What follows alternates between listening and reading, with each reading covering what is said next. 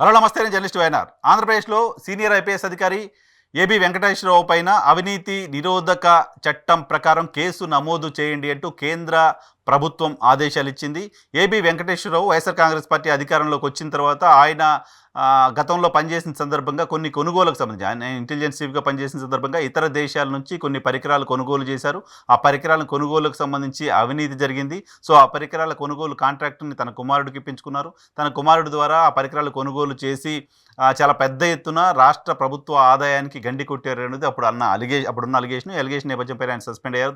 తర్వాత దానిపైన విచారణ కూడా జరిగింది. ఆ తర్వాత మరోసారి ఆయన సస్పెండ్ అయ్యారు. ఇటీవల ఆయన పైన సస్పెన్షన్ని క్యాట్ ఎత్తేసిన నేపథ్యంలో తాజాగా ఒక వార్త వెలుగు చూసింది. ఆ వార్త ఏంటంటే, భారత ప్రభుత్వానికి తెలియకుండా, కేంద్ర ప్రభుత్వానికి తెలియకుండా ఇంటెలిజెన్స్ డిపార్ట్మెంట్కి సంబంధించిన డీజీగా ఉన్న ఏబి వెంకటేశ్వరరావు ఇతర దేశాల నుంచి, ప్రధానంగా ఇజ్రాయెల్ నుంచి కొంత టెక్నాలజీని కొనుగోలు చేశారు. ఇది ఫోన్ ట్యాపింగ్ సంబంధించి కావచ్చు, లేకపోతే మానవ రహిత వాహనాలకు సంబంధించిన కొనుగోలు కావచ్చు, వీటన్నిటికి సంబంధించి కేంద్ర ప్రభుత్వ అనుమతి తీసుకొని వీటిని కొనుగోలు చేయాల్సిన అవసరం ఉంటుంది.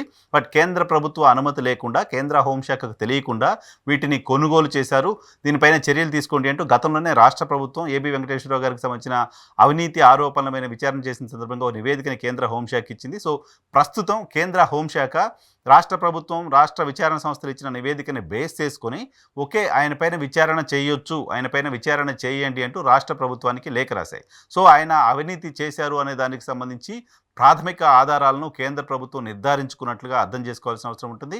సో ఆయన అవినీతికి పాల్పడ్డారనే దానికి సంబంధించి రాష్ట్ర ప్రభుత్వం ఇచ్చిన ఆధారాలను గమనించిన తర్వాత అసలు పర్మిషన్ లేకుండా కొనుగోలు చేయడం ఒకటి, తర్వాత కొనుగోలు చేయడంలో అక్రమాలు ఒకటి, కొనుగోలు సందర్భంగా అవినీతికి పాల్పడడం ఒకటి, ఈ 3 అంశాలపైన కేంద్ర ప్రభుత్వం కన్విన్స్ అయినట్లుగా సమాచారం అందుతోంది. దీనిలో భాగంగానే ఏసీబీ కేసు ఆయనపైన నమోదు చేసి విచారణ జరపండి అంటూ కేంద్రం నుంచి ఆదేశాలు వచ్చాయి. బహుశా తొందరలోనే ఆంధ్రప్రదేశ్ ప్రభుత్వం ఏసీబీ కేసు నమోదు చేసి ఏబి వెంకటేశ్వరరావు గారికి సంబంధించిన గతంలో ఆయన డీజీగా పనిచేసిన సందర్భంగా చేసిన కొనుగోలుపైన, అప్పుడు జరిగిన అక్రమాలపైన, అప్పుడు జరిగిన అవినీతిపైన విచారణ చేయడానికి సంబంధించిన అవకాశం కనపడుతుంది. ఇటీవల క్యాట్ ఆయనకు రిలీఫ్ ఇచ్చింది. 2 సార్లు సస్పెండ్ చేయడానికి వీల్లేదు అంటూ రిలీఫ్ ఇచ్చిన నేపథ్యంలో ఆయన కాస్త రిలీఫ్ తీసుకున్నారు. ఆయన మళ్ళీ సర్వీస్లో చేరడానికి సంబంధించిన అవకాశం దొరుకుతుంది అనుకుంటున్నారు. ఈ నేపథ్యంలోనే మళ్ళీ అవినీతి నిరోధక శాఖ కేసు ఆయనపైన పెట్టే పరిస్థితి రావడంతో మళ్ళీ ఏబీబీ ఆందోళన చెందాల్సిన పరిస్థితి కనపడుతోంది.